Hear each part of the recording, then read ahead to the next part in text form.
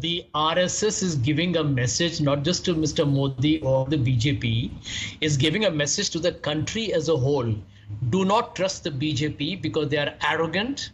They have actually taken the people of this country for a big ride on economy, on society. And that's a very subtle message because, by the way, the RSS is the guru of this party. The guru of this party has gone public. And Sanjay Jha, I find it rather strange that, you ridicule the RSS on a daily basis and, call its principles, ideology abhorrent and whatnot. Here you're quoting from what has been said. That tells you the circumstances we live in, Pranesh. No, that tells you the rank hypocrisy, Sanjay Jha. It's the way you look at it. It has been abandoned by the RSS. That is for the today, the Congress party is now invoking the RSS to settle scores with Prime Minister Modi. Pranesh, I'm only telling you, look at the circumstances we have lived in. The parent has abandoned the child. There cannot be something more tragic and emotionally devastating for the BJP. But how do you know the message was for Prime Minister Modi? RSS did not name Modi. Well, let me tell you, I think you don't want them to be so specific. No, Pranesh, Mohan Bhagwat was talking about the Swam Sevaks. He said Sevaks should never be arrogant.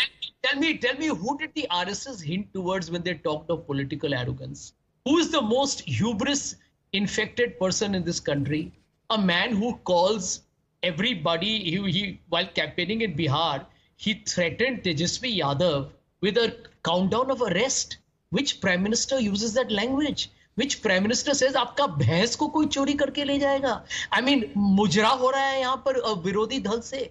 I mean, the bhasha. Look, as far as discourse, goes in elections, all sides must introspect, without exception. But to read too much into what the RSS has said and to link it to Prime Minister Modi is not quite accurate. JVC Sriram. See, I think RSS has every right to be critical for what it is. But at the same time, RSS and BJP are going to sit together and solve the problem. If there is any problem which existed, that's it. As far as RSS is concerned, it's clearly come in terms. And we are hearing the news that Mr. Mohan Bhagwat ji is going to meet Yogi Adityanath ji tomorrow. So understand RSS and BJP are two different organizations which complement each other. And ideologically, they are aligned to each other. And Mr. Sanjay Jha cannot fish in troubled waters. There is no troubled water here. And he's trying to create an artificial perception. And all this is not going to work.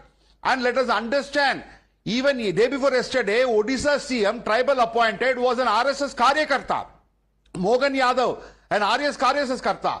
So, it is RSS people who have worked, toiled hard in RSS, who have been schooled in AVBVP, who have risen to the ranks of Chief Minister from nobody. Here was a man who was lying on the streets of Odisha, of Bhubaneswar, few years back. And today is the Chief Minister. And by the way, if Sanjay Jha or leaders of Team India swear by what the RSS has said, the RSS has not said that the government is unstable, that the government will fall. Tuhin Sinha wants to come in. Yeah. Pranesh, you can ask. No, let's bring in Tuhin Sinha. Pranesh, I just want to set this on. I want to set this on record. The Congress, which is shamelessly calling it, their moral victory. For the Congress, it is not only an actual defeat, but also a moral defeat. Actual defeat because, after 3 elections, they can't cross 100.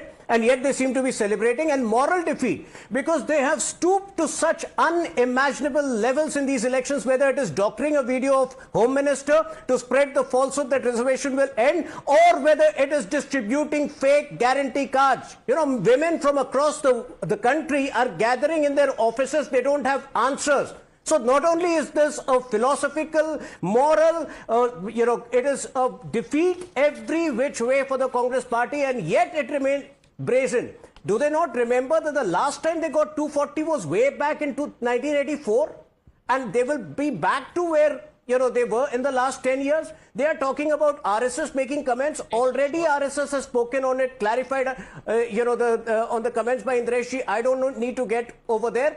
But the point is that these voices of dissent were there in the Congress for the last 10 years. If we hear of some noise today, the Congress should be worried about, the voices they have been internal dissenting voices they've been hearing for the last 10 years. The Congress leaders are turning against